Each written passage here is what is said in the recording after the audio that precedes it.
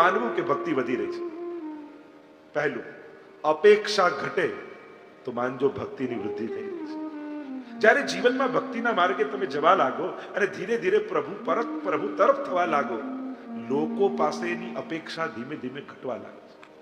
કારણ કે જેને ભગવાન પર વિશ્વાસ નથી હોતો ને, એ જ દુનિયા ઉપર વિશ્વાસ કરીને બેઠો છે. પણ જેને ભગવાન પર પૂરો વિશ્વાસ છે ને, એને કોઈની ગરજ રહેતી નથી. હા, બધાનો સત્કાર આદર તો રહે જ, ગરજ નથી. કારણ એને કોઈની અપેક્ષા નથી, પ્રભુનો હાથ પકડે છે. બીજું, અહંકાર ઘટે તો માનવું કે ભાવ વધી રહ્યો છે. ધીરે ધીરે આપણો અહંકાર જવા લાગે તો માનવું કે ધીરે ધીરે આ ભાવ વૃદ્ધિ થઈ રહી છે અને ભગવાન તરફની મારી યાત્રા હું અગ્રસર થઈ રહ્યો છું. કારણ કે અહંકાર બહુ નડે માણસ. જો પાપી માટે ભગવાનના દરવાજાઓ હંમેશા ખુલ્લા છે. તમે ગમે તેટલા પાપ કર્યા હોય, ભગવાન ક્યારે દરવાજા બંધ નહીં કરે. અપી ચેત્સુ દુરાચારો ભજતે મામ અનન્ય ભાગ સાધુરેવ સમંતવ્યો સમ્યક વ્યવસ્થિતો હિ સદા સર્વધર્માન પરિત્યજ્ય મામ એકમ શરણમ વ્રજ અહમ ત્વા સર્વ પાપેભ્યો મોક્ષયિષ્યામિ. હું માફ કરી દઈશ. પાપી હોવા છતાં મને ભજે તો એને મહાત્મા જાણો, સાધુ જાણો. પાપી માટે ભગવાનના દરવાજા ક્યારે પણ બંધ નથી થતા. પાપીને ભગવાન માફ કરવા તૈયાર છે, પણ અહંકારી માટે ભગવાનના દરવાજા હંમેશા બંધ છે. પાપ કરતા પણ અહંકાર વધારે ખતરનાક છે. જ્યારે જ્યારે મદ આવ્યો, અહંકાર આવ્યો, ત્યારે ભગવાને હાથ છોડી દીધા છે, દ્વાર બંધ કરી દીધા છે. અને એટલા માટે ભક્તિના માર્ગમાં અહંકાર જેવું કોઈ પાપ નથી. મદથી બચો, ઈગોથી બચો, અહમથી બચો. અને આપણે તો કેટલા પ્રસંગો પણ વાર્તા ત્યારે પ્રસંગમાં નથી જતો. અરે રાસમાં તમે જુઓ ને, ભાગવતજીમાં ભગવાનનો હાથ પકડ્યો છે ગોપીઓએ, રાસ કરી રહી છે, તોય મનમાં મદ આવી ગયો. વિચાર કરો, આપણે તો ભગવાનથી કેટલા દૂર છીએ, તો આપણી ભીતર તો કેટલી સંભાવનાઓ અહંકારની હોય. જેને ભગવાનનો હાથ પકડ્યો હોય એના મનમાં પણ અહંકાર આવી શકે, તો આપણે તો અનંત જન્મોથી હાથ છૂટેલો છે. કેટલી સંભાવના, કેટલી પોસિબિલિટી. અને એટલા માટે એક હાથ ભગવાનનો પકડ્યો હોય ને, તો બીજા હાથથી ગુરુના ચરણ પકડી રાખવા, જેથી મનમાં મદ ના આવી જાય, જેથી અહંકાર ના આવી જાય. અજ્ઞાન તિમિરાંધસ્ય જ્ઞાનાંજન શલાકયા ચક્ષુરુન્મિલિતમ યેન તસ્મૈ શ્રી ગુરવે નમઃ. ગુરુના ચરણ એક હાથથી પકડ્યા હોય ને, તો એ જીવનમાં મદ ના આવે. અહંકાર ઘટે તો ભક્તિ વધે. ત્રીજું કહ્યું, જો અપેક્ષા ઘટે, અહંકાર ઘટે, અને કહ્યું કે અધિકાર ઘટે તો માનવું કે ભક્તિની વૃદ્ધિ થઈ. અધિકાર કરવાની વૃત્તિ એ ઘટે તો માનજો ભક્તિ વધી રહી છે. શ્રી મહાપ્રભુજી આપણના આત્માના 16 શણગાર આ 16 ગ્રંથ દ્વારા શણગારી રહ્યા છે. અને આ ગુરુના વચનો, ગુરુના સિદ્ધાંત એ જ પગદંડીઓ છે, એ જ માઇલસ્ટોન છે કે હવે આટલા દૂર, આટલા દૂર, આટલા દૂર.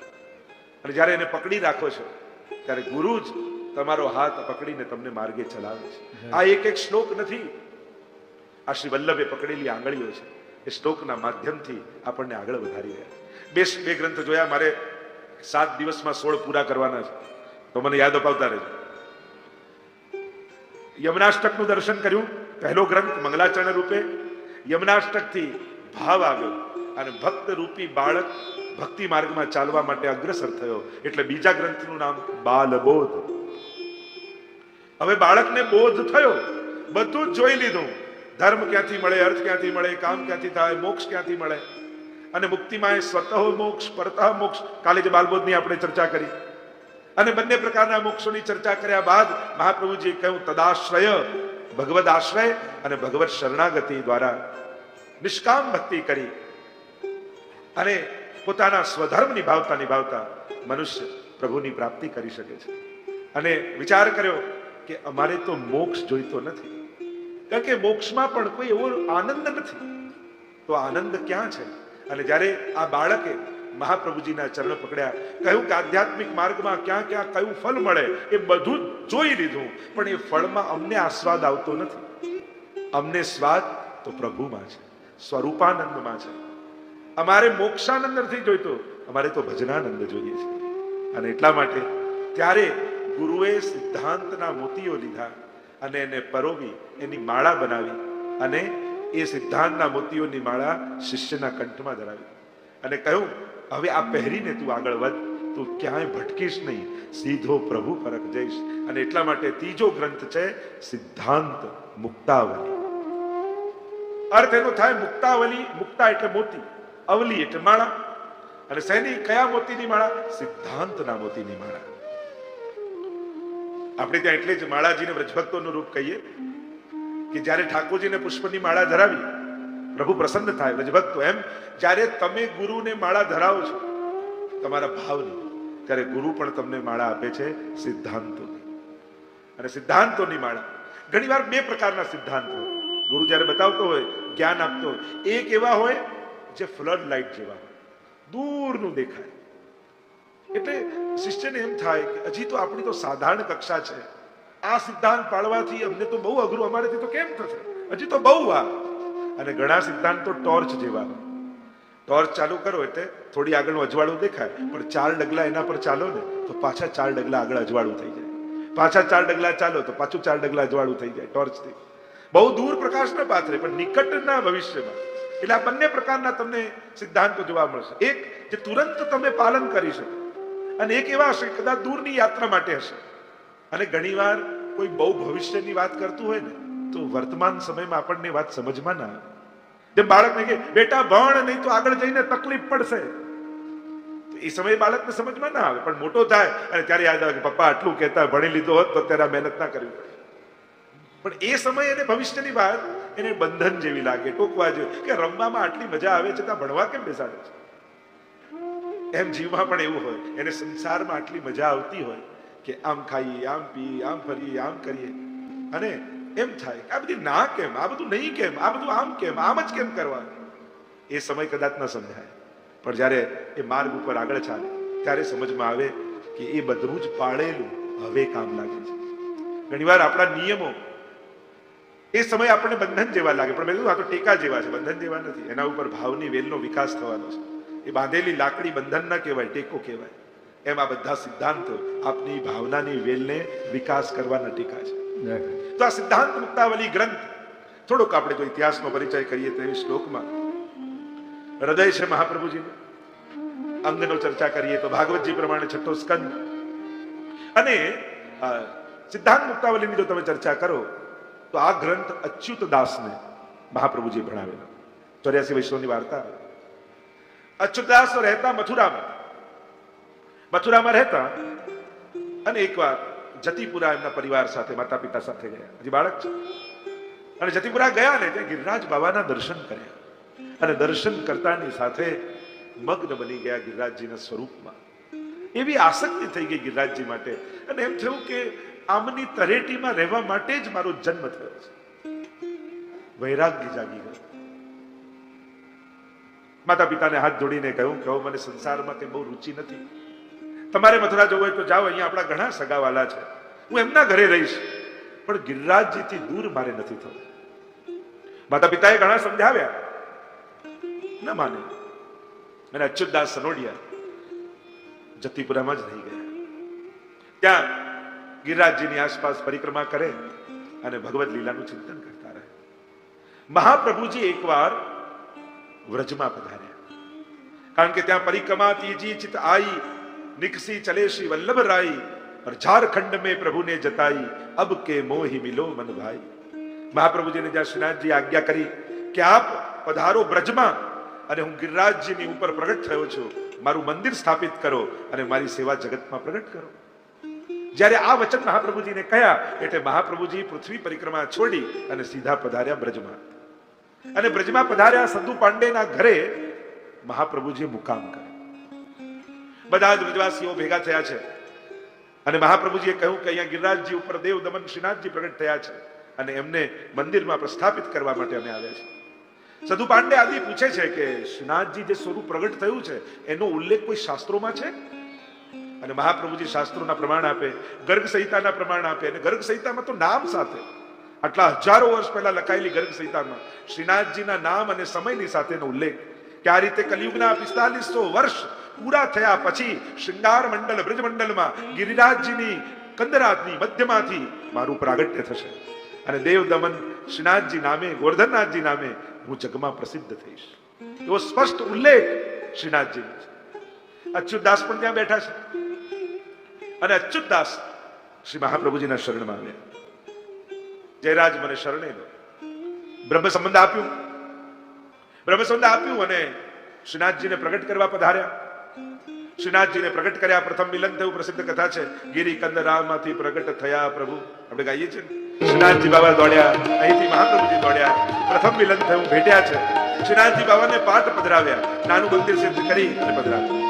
અચ્યુતદાસે બ્રહ્મ સંબંધ પામ્યા અને મહાપ્રભુજી આજ્ઞા કરી કે અચ્યુતદાસ તમે શ્રીનાથજીની સેવા કરશો. અચ્યુતદાસ બે હાથ જોડીને કહે, મારા જેવા સાધારણ જીવ જે ભટકતો ફરે છે બ્રજમાં, મારી યોગ્યતા નથી પ્રભુ, મને ક્ષમા કરો, મારાથી આ સેવા નહીં સંભળ. અને ત્યારે મહાપ્રભુજીને વિનંતી કરી અચ્યુતદાસે કે એવી ગુરુદેવ કૃપા કરો કે મારું મન સદાય ભગવદ લીલામાં લાગી જાય, માનસી મને સિદ્ધ થઈ જાય અને સતત જ્યાં બ્રજમાં જાઉં ત્યાં ઠાકોરજીની લીલાના મને દર્શન થયા કરે. અને જ્યારે આવું માંગ્યું ત્યારે મહાપ્રભુજીએ પોતાનું ચરણામૃત લઈ અચ્યુતદાસની આંખમાં લગાડ્યું છે અને જ્યાં આંખ પર લગાવ્યું એ લગાવવા માત્રથી અચ્યુતદાસની દ્રષ્ટિ અલૌકિક થઈ. જો મહાપ્રભુજીનું તો રૂપ, વાણી, ચરણામૃત, અધરામૃત બધું સ્વરૂપાત્મક છે. જ્યારે ગ્રહણ કરે એટલે બધી લીલા પ્રગટ થઈ જાય. મહાપ્રભુજી તો લીલા પ્રગટાવવા પધાર્યા છે. સુરદાસજીને તો ખાલી એટલું કહ્યું ને કે સુરદાસ ગોકુલ કે દર્શન કરો, અને જેને આંખોના આકાર નથી એને પણ ગોકુલની લીલાના દર્શન થવા લાગે. ગુટુરન ચલત રહેનું તનુ મંડિત, હાથમાં માખણનો લોંદો લઈ અને ઠાકોરજી નંદાલયના આંગણામાં ઘૂંટણીએ ચાલી રહ્યા છે, એવા દર્શન સુરદાસને મહાપ્રભુજીના કહેવા માત્રથી થઈ. આ પ્રગટ પ્રતાપ ત્યાં નંદદાસજીની વાર્તામાં જુઓ, ગુસાઈજીની પાછળ પાછળ ત્યાં આવે છે, રૂપ મંજરીની પાછળ પાછળ ને છેક ત્યાં ગુસાઈજી પાસે પધારીને અધરામૃતની પાતલ લીધી, ભગવદ લીલા સ્ફુરિત થવા લાગી. અરે ગોપાલદાસ જુઓ, 9 વર્ષના ગોપાલદાસ જેને વલ્લભાખ્યાન લખ્યું, ચરવિત તાંબુલ મુખમાં આપ્યું, અહીંયા ચરણામૃત આપ્યું અને જ્યાં ચરણામૃત નેત્રોમાં લાગ્યું દ્રષ્ટિ અલૌકિક થઈ. લીલાઓના દર્શન બ્રજમાં થવા લાગ્યા. જ્યાં લીલા પરિભ્રમણ કરે અને મહાપ્રભુજીએ આ સિદ્ધાંત મુક્તાવલી ગ્રંથ અચ્યુતદાસને ભણાવ્યો અને ભણાતાની સાથે માનસી સિદ્ધ થઈ ગઈ. તો એવું આ ગ્રંથ, અને એમ કહેવાય છે કે ગુસાઈજી પણ જ્યારે મહાપ્રભુજી લીલામાં પધારી ગયા, ગુસાઈજી પણ રોજ શ્રીનાથજીના સેવા કરીને ગિરિરાજજીથી નીચે પધારે અને ગોકુલ રોજ જતા એના પહેલા અચ્યુતદાસને અચૂક મળવા જતા. કહ્યું કે અચ્યુતદાસે કે જયરાજ રોજ આપ દર્શન આપવા પધારો છો? ત્યારે ગુસાઈજીએ કહ્યું, હું દર્શન આપવા નથી આવતો, દર્શન કરવા આવું છું. શેના દર્શન કરવા? અચ્યુતદાસ તમારી આંખે જોઉં છું ને આંખમાં તો મને મહાપ્રભુજીના દર્શન થાય છે. એવું કૃપા મહાપ્રભુજી એમના પર કરી કે એમના નેત્રોને જોઈને મહાપ્રભુજીનું સ્મરણ થઈ આવ્યું. અને ત્યાં શ્રીનાથજીની સેવામાં કોઈ સામગ્રી રહી ગઈ હોય, શૃંગાર રહી ગયા હોય, યા જે સુંદર રીતે આરોગ્યા હોય, એ અચ્યુતદાસને શ્રીનાથજી બાબા અહીંયા દર્શન આપી દેતા. એવી કૃપા મહાપ્રભુજીનું ચરણામૃત લગાવવા માત્રથી થઈ. અને સિદ્ધાંત મુક્તાવલી ગ્રંથના ભણવાથી માનસી સિદ્ધ થઈ ગઈ. આવો સિદ્ધાંત મુક્તાવલીમાં પ્રવેશ કરીએ. અનેક ટીકાઓ છે અને ટીકાઓના સાર રૂપે આપણે ગ્રંથનું દર્શન કરીએ. મહાપ્રભુજી આ ત્રીજો ગ્રંથ નત્વા નમનથી પ્રારંભ કર્યો. નત્વા હરિ પ્રવક્ષ્યામિ, હરિ ભગવાનને નમન કરીને હું કહું છું એમ કહ્યું. પ્રભુ હરતી, દુઃખને હરનારા પરમાત્મા છે. અને દૈવી જીવો માટે દુઃખ શું છે? તુલસીદાસજી હનુમાનજી પણ માનસમાં કહે છે, ભક્ત માટે વિપત્તિ કઈ કે જે ક્ષણોમાં ભગવાનને ભૂલી જવાય, એનાથી મોટો વિપત્તિનો કોઈ કાળ નથી. ભક્ત માટે ભગવાનને ભૂલવું એ જ સૌથી મોટું સંકટ છે, એ જ સૌથી મોટી વિપત્તિ છે. જે વસ્તુ થકી, જે વ્યક્તિ થકી, જે સંજોગ થકી ભગવાન ભૂલાય, બને તો એને છોડવાની કોશિશ કરે. નારાયણનું નામ જ લેતા વારે એને તજીએ રે. આપણે ભજન પણ ગાતા, કુળને તજીએ, કુટુંબને તજીએ, તજીએ માને ભાવ. જેના થકી ભગવાન ભૂલાઈ જાય, ભક્ત એનાથી દૂર રહેવા માંગે. કારણ કે એના માટે ભગવાન જ પ્રાયોરિટી છે. કારણ કે એને ભગવાન મેળવવાનો સંકલ્પ કર્યો છે. જીવનમાં ઘણા લક્ષ્ય બનાવ્યા છે, પણ આ જીવનનું સર્વોત્તમ લક્ષ્ય એ છે કે જે પામ્યા પછી જન્મ મરણના ચક્કરથી છૂટી જવાય, એ જ સર્વોત્તમ લક્ષ્ય. નત્વા હરિ પ્રવક્ષ્યામિ, હરિ હરનારા, દુઃખને હરનાર થાય. સ્વસિદ્ધાંત વિનિશ્ચયમ. બાલબોધમાં સર્વ સિદ્ધાંત હતા, અન્યના સિદ્ધાંત બતાવ્યા, હવે સ્વ સિદ્ધાંતની વાત કરે છે. હવે આપણા માર્ગનો સિદ્ધાંત, એટલે કે જેને પુષ્ટિ માર્ગના સિદ્ધાંત પ્રમાણે કૃષ્ણની પ્રાપ્તિ કરવી છે, એના માટેનું પથદર્શન હવે મહાપ્રભુજી કરી રહ્યા છે. કારણ કે આ માર્ગ વ્રજ ભક્તોનો માર્ગ છે, ગોપીઓનો માર્ગ છે. અહીંયા તો આ માર્ગમાં તો મહાપ્રભુજીએ ગુરુ જ ગોપીજનોને ગણ્યા છે. અને એ જે રસ્તે ચાલ્યા એ પથ મહાપ્રભુજી આપણને બતાવે. મહાપ્રભુજી પધાર્યા આ માર્ગને. મહાપ્રભુજીને પ્રગટમાં અનેક કારણો બતાવ્યા. પહેલું કારણ, આ ભૂતલ પર વલ્લભ સ્વરૂપે પ્રભુ કેમ પધાર્યા, પહેલું કારણ બતાવ્યું, ભાગવતના ગૂઢ અર્થોને પ્રગટ કરવા. ભાગવત સુધારસ મત કે અપનો પંથ જતાયો, તુમ શરણાગત આયો શ્રી વલ્લભ, તુમ શરણાગત આયો. ભાગવતના ગૂઢ અર્થોને પ્રગટ કર દયા નિજ માહાત્મ્યમ કરિષ્યન્ન પ્રકટમ હરિ વાણ્યા યદા તદા સ્વાસ્યમ પ્રાદુર્ભૂતમ ચકારે. બીજું કારણ બતાવ્યું, દૈવી જીવોનો ભગવત સંબંધ કરાવવા માટે.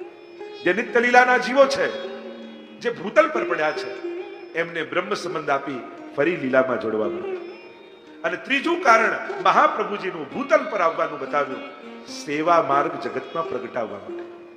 પૂજાનો માર્ગ તો હતો, વિધિ વિધાન હતા, પણ આ ભગવત સેવાનો માર્ગ પ્રગટ નહોતો. જે અષ્ટયામાદિ નિત્યની સેવા અને વર્ષોત્સવની સેવાનો જે ક્રમ છે, એ મહાપ્રભુજીએ ભૂતલ પર માર્ગ રીત દિખાઈ પ્રગટ વય. આપણે મહાપ્રભુજીની બધાઈમાં ગાઈએ છીએ ને, સ્વસિદ્ધાંત વિનિશ્ચયમ.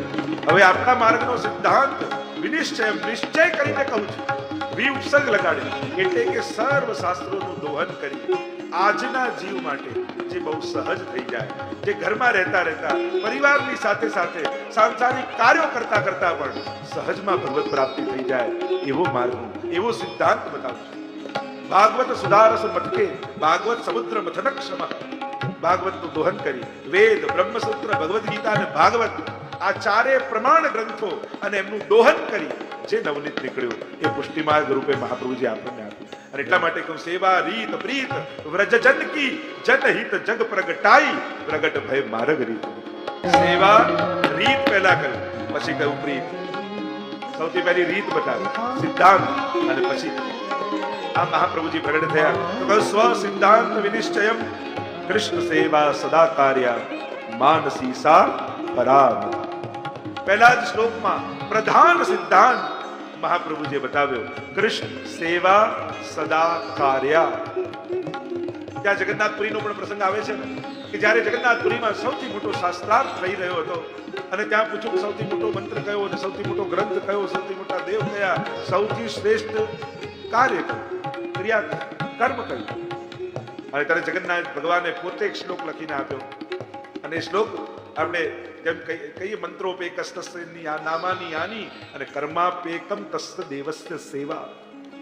શ્રેષ્ઠતમ કર્મ ભગવત સેવા છે. કૃષ્ણ સેવા સદા કાર્ય માનસી સા પરામ. કૃષ્ણની સેવા એ જ વૈષ્ણવનું સદા કાર્ય છે. એટલા માટે આપણે ત્યાં ભગવત સેવા એને પ્રધાન સિદ્ધાંત માને છે. સેવાના આગળ મહાપ્રભુજી એમ જોવા જાવ તો ત્રણ રૂપ, તનુજા, વિત્તજા અને માનસી. તનુ, વિત્તજા અને માનસી એમ પણ કહ્યું. આ ત્રણ પ્રકાર, દેહ દ્વારા, ધન દ્વારા અને માનસી એ ફલાત્મક. માનસી સા પરામતા. પરામતા એટલે માનસી કરાય નહીં, મનથી આમ બેઠા બેઠા વિચારીએ, એને ભાવના કરી કહેવાય, ભાવ કર્યો કહેવાય, માનસી ના કહેવાય. માનસી સા પરામતા. માનસી તો ફલ છે, એ કરવાનું નથી, એ થવા લાગે. કરીએ એ તો તનુ વિત્ત જાય, થવા લાગે એને માનસી કહેવાય. સેવા કરતા કરતા કરતા એવી અવસ્થા આવી જાય કે પછી મન સદાય ભગવત સેવા. રાજા આસ્કરદાસજીની વાર્તા 84 વિષ્ણુમાં આવે છે, કેવી માનસી એમને સિદ્ધ થઈ કે યુદ્ધના મેદાનમાં સામે રાજાએ ચડાઈ કરી અને આ પણ લડવા ગયા, પણ મનથી ભગવત સેવા ચાલી યુદ્ધના મેદાન. અને કહેવાય છે કે ત્યાં યુદ્ધના મેદાનમાં ઘોડાને ઠોકર લાગી અને મનથી રાજભોગ ઠાકોરજીને ધરી રહ્યા છે, અને કઢીનો ડબરો ઠાકોરજીને ભોગ ધરવા માનસીમાં જાય છે, અને ઠોકર લાગી અને એમને થયું કે ડબરો ઢોળાયો. અને ઇતિહાસ એમ લખે છે કે ત્યાં યુદ્ધના મેદાનમાં એમના કપડા કઢીવાળા થઈ ગયા. એવી માનસી એમને સિદ્ધ થઈ. માનસી સા પરામતા. ઠાકોરજીની સેવામાં બેઠા હતા અને કોઈ ચોર આવ્યો અને તીર છોડ્યું, આર પાર નીકળી ગયું, લોહી વહી રહ્યું છે. પણ ભગવત સેવામાં છે એમને તો ભાને નથી. માનસી સિદ્ધિ છે, કારણ કે સાક્ષાત ઠાકોરજી સાથે મન લાગેલું છે. એવા તો અનેક પ્રસંગ માનસી સેવાના આવે છે. કેટલા પ્રસંગો માનસી સેવાના પ્રસંગો આપણા 84 ની વાર્તામાં આવે છે. પેલા કંજૂસ શેઠની વાર્તા નથી આવતી કે ગુસાઈજી માનસી સેવા આપી અને સ્વભાવ એટલો કંજૂસ કે દૂધમાં ખાંડ નાખી. હવે નથી દૂધ નથી ખાંડ, પણ ત્યાં માનસીમાં દૂધ તૈયાર કરજો ને. સ્વભાવ કંજૂસ ને એટલે એને તો કે એક મુઠ્ઠી વધારે પડી ગઈ અને માનસીમાં દૂધમાં હાથ નાખ્યો કાઢવામાં. ઠાકોરજી હાથ પકડ્યો કે આમાં તારું શું જાય છે? નથી દૂધ નથી ખાંડ, માનસીમાં કંજૂસ. પણ જોવાની વાત એ હતી, ઠાકોરજી હાથ પકડી લીધો. માનસી સા પરમ ફલ કૃષ્ણ સેવા સદા કાર્ય. હરિરાયજી પણ શિક્ષાપત્રમાં બારે ઘડીએ સમજાવે છે કે સેવા એ જ પ્રભુના વશીકરણનું સાધન છે. સેવા શબ્દને આપણે બહુ નાનો કરી દીધો. આપણને એમ થાય કે ભોગ ધરવો, ટેરો લગાવવો, હાથ ધોવા, બસ એ જ સેવા. સેવા શબ્દ બહુ મોટો છે. સેવા એ પ્રવૃત્તિનું નામ નથી, સેવા એ વૈષ્ણવની વૃત્તિનું નામ છે. કારણ કે જયારે સેવા વૃત્તિ બની જાય ને તો જેટલું કરો એટલો આનંદ થાય. પ્રવૃત્તિ માનશો તો કરીને થાકી જશો. વૈષ્ણવની તો વૃત્તિ છે સેવા. આ તો આપણે આ નાની સેવા, મોટી સેવા, અંદરની સેવા, બહારની સેવા. સેવા શબ્દ પોતાના અર્થમાં પૂર્ણ છે. એને કોઈ વિશેષણ લગાવવાની જરૂર નથી કે આ નાની, આ મોટી, આ અંદરની, બહારની. સેવા એ સેવા છે. અને જ્યારે જે સેવા મળે એને નિષ્ઠાથી કરશો ને, તમને એમ થાય કે મને તો બુહારીની સેવા આપી, પણ તમને એમ થાય રોજ ઠાકોરજી અહીંયા ચોગાનમાં ખેલવા પધારતા છે અને એમને ક્યાંક શ્રમ ન પડે, લાવ હું સાફ કરું. પ્રભુ અહીંયા રોજ પધારે, આ સાક્ષાત સેવા છે. આવો ભાવ રાખે અને જો આવા ભાવથી કરશો ને તો ઠાકોરજી ત્યાં આવીને તમને દર્શન આપશે, અનુભવ કરાવશે. લો આ સેવા આપીને પેલા તો અંદર લઈ ગયા, મને તો બહાર ને આને તો આવું વિચારશો. સેવા નાની મોટી હોતી નથી. દરેક સેવા મોટી માનીને કરવી જોઈએ કે મારું કેવું સૌભાગ્ય છે કે હાથ તો બધાને મળ્યા છે, પણ મારા હાથને ઠાકોરજીએ સેવા આપી છે. પ્રત્યેક સેવાને મોટી માનીને કરે ને. સેવા નાની મોટી ન હોય, આપણી સેવા કરવાની ભાવના એ સેવાને મોટી બનાવી દેતી હોય છે. તો પ્રત્યેક સેવાને મોટી માનીને કરે. આપણે ત્યાં હરિ, ગુરુ અને વૈષ્ણવ ત્રણેયની સેવાની મહત્તા છે. આ ત્રણેયની સેવા અને દરેકની સેવાનો એક પ્રકાર છે. જ્યારે જે પણ જો 84 માં જો ઘણાને પ્રભુની સેવા મળી, ઘણાને ગુરુની સેવા મળી અને ઘણાને વૈષ્ણવની સેવા મળી. તમને દરેક પ્રકારના વૈષ્ણવ મળશે. આ સેવા કૃષ્ણ સેવા સદા કાર્ય. જો મહાપ્રભુજી કૃષ્ણ સેવા પર ભાર આપે એટલે મહાપ્રભુજીએ પ્રગટ થઈ ઠાકોરજીનું મહાત્મ્ય બતાવ્યું. ગુસાઈજીએ પ્રગટ થઈ શ્રી વલ્લભનું મહાત્મ્ય બતાવ્યું અને ગોકુલનાથજીએ પ્રગટ થઈ વૈષ્ણવનું મહાત્મ્ય બતાવ્યું છે. તમે જુઓ તો ઠાકોરજીની સેવાનો આગ્રહ મહાપ્રભુજીએ વારે ઘડીએ ઠાકોરજીની સેવા કર, પ્રભુની સેવા કર અને પ્રભુની સેવાનું મહત્વ બતાવ્યું. ગુસાઈજી પ્રગટ થયા તો સર્વોત્તમ સ્તોત્ર, વલ્લભાષ્ટક, સપ્તશ્લોકી અને આ બધું પ્રગટ કરીને શ્રી વલ્લભની સેવાનું મહત્વ બતાવ્યું.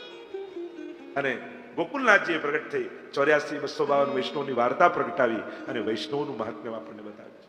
આ ત્રણેયના મહાત્મ્ય જાણીને સેવા કરવાનો છે. સેવા કોને કહેવાય આગળ આવશે. સેવાની વ્યાખ્યા પણ મહાપ્રભુજી સમજાવશે. તો કૃષ્ણ સેવા સદા કાર્ય માનસી સા પરામરા. પ્રત્યેક વૈષ્ણવ માટે મહાપ્રભુજીની આ સનાતન આજ્ઞા છે, પ્રભુની સેવા. જો કોઈ પણ વૈષ્ણવનું ઘર ઠાકોરજી વગરનું ન હોય. તમને એમ લાગે અમારે આમ છે આમ છે આમ, તો ચલો પુષ્ટાવવામાં ડર છે. પુષ્ટાવા વગર તો એકવાર પધરાવો, એકવાર એમને પ્રભુને પધરાવો, પણ પ્રભુ વગરનું ઘર ન હોવું. જેની કૃપાથી ઘર મળ્યું એને જ ઘરથી કાઢી મૂકશો તો પછી કોના આશીર્વાદ લેવા જશો? જેની કૃપાથી 2 ટંક ભોજન મળે છે એને મિશ્રી ન ધરી શકો તો પછી કયા મોઢેની સામે ઉભા રહેશો?